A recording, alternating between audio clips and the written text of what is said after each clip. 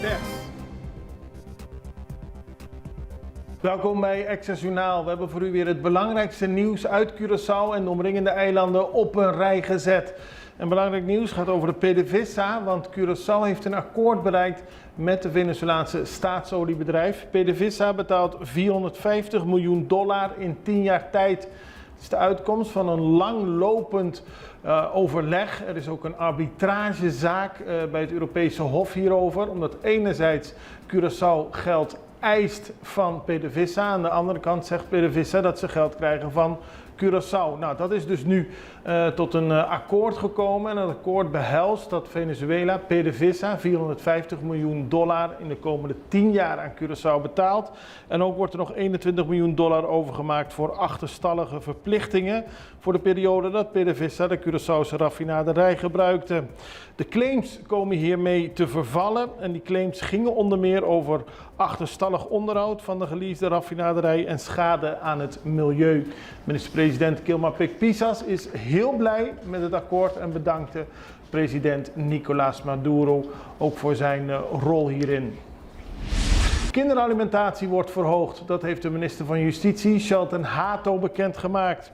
De overheid van Curaçao indexeert de kinderalimentatie per 1 januari 2024 met 2,7%. Deze maatregel is bedoeld om de bedragen voor levensonderhoud van kinderen aan te passen aan de huidige economische omstandigheden. Een ouder die bijvoorbeeld $100 per maand aan kinderalimentatie ontvangt of betaalt, ziet vanaf genoemde datum, dus 1 januari, een verhoging van $2,70. Dan een inbraak bij McDonald's filiaal. Vandaag in de vroege uren heeft de politie een melding gekregen over een inbraak bij het McDonald's filiaal in Salinha. Daar aangekomen en ook Securitas, de beveiligingsdienst, was aanwezig, zagen ze dat er een groot raam van het restaurant volledig vernield was. Aan de binnenkant was te zien dat er een ladder lag die de dieven waarschijnlijk zouden willen gebruiken. Dieven zijn weggegaan. Voorlopig onderzoek wijst uit dat ze niet kunnen bevestigen of de dieven erin zijn geslaagd iets mee te nemen of niet. Dat wordt later dus bekend, maar het is wel een brutale overval op een, ook al is het nacht, druk gebied in de stad. Arrestaties in Seripapaya. De leden van het Curaçaose Atraco-team hebben vanochtend in alle vroegte in een huis in Seripapaya een man en een vrouw gearresteerd. Het gaat nog om een jonge man en de twee zijn meegenomen voor nader onderzoek. De politie wil later pas meer details over de aanhouding geven. Uitspraak Chong in februari 2024.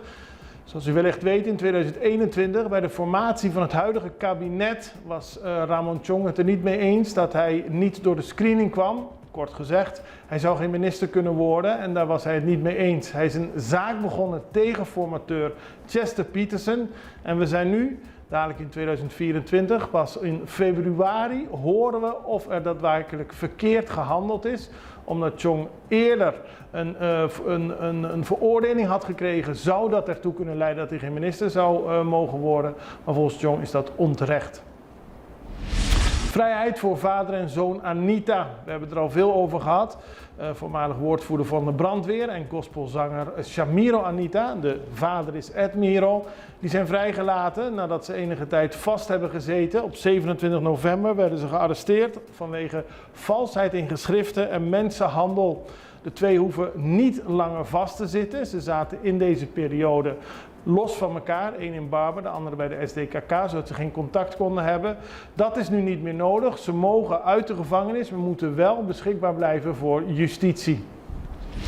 En dan juridisch loket voor Caribisch Nederland. Dat is positief nieuws voor de BES-eilanden. Want de inwoners van Bonaire, Saba en Statia kunnen juridische hulp en advies in de loop van 2024 inwinnen bij een speciaal juridisch loket.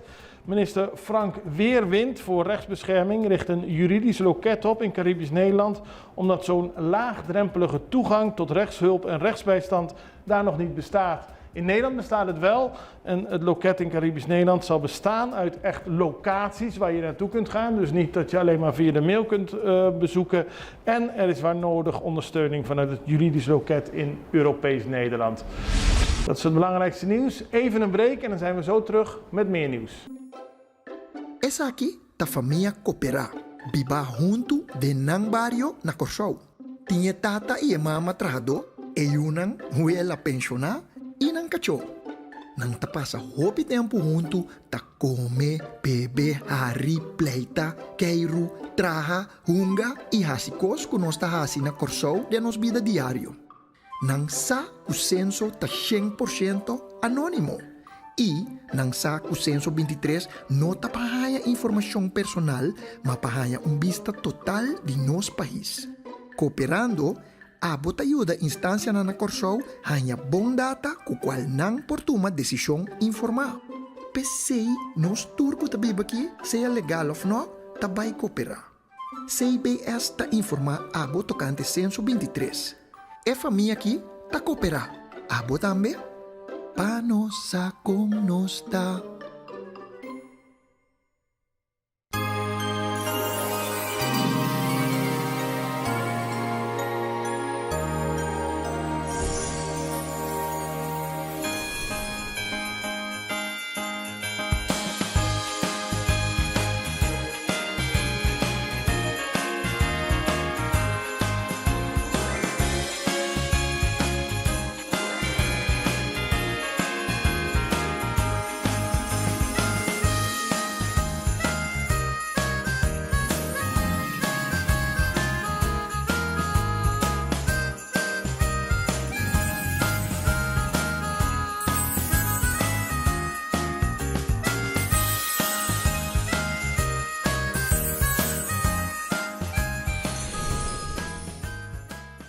Voor de vervolg van Extra Journaal heb ik nog meer nieuws voor u, maar ik zie daar een collega komen.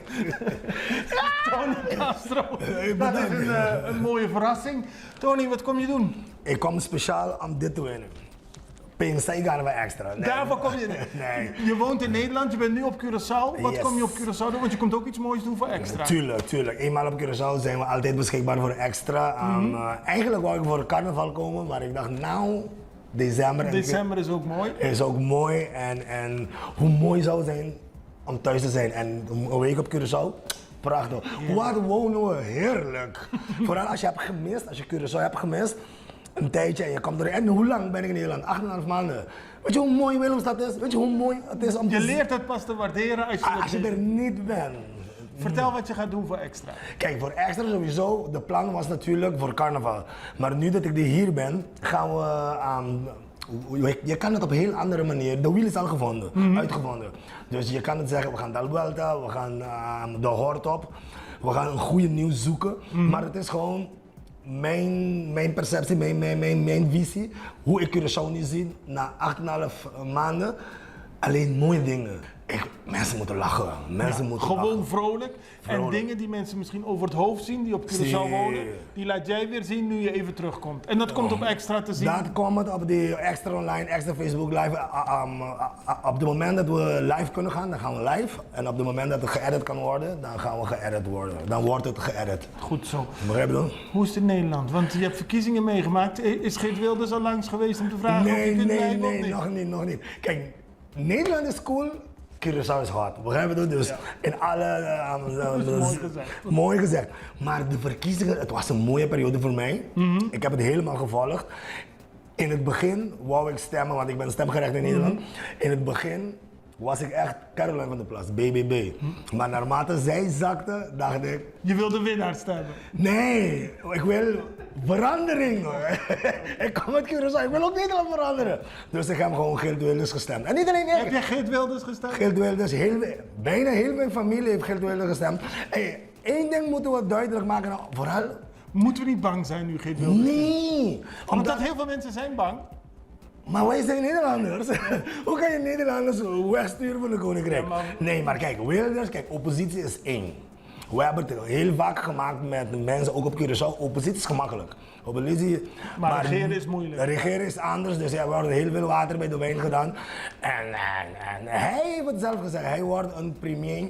Voor alle Nederlanders. Zijn alle Nederlanders.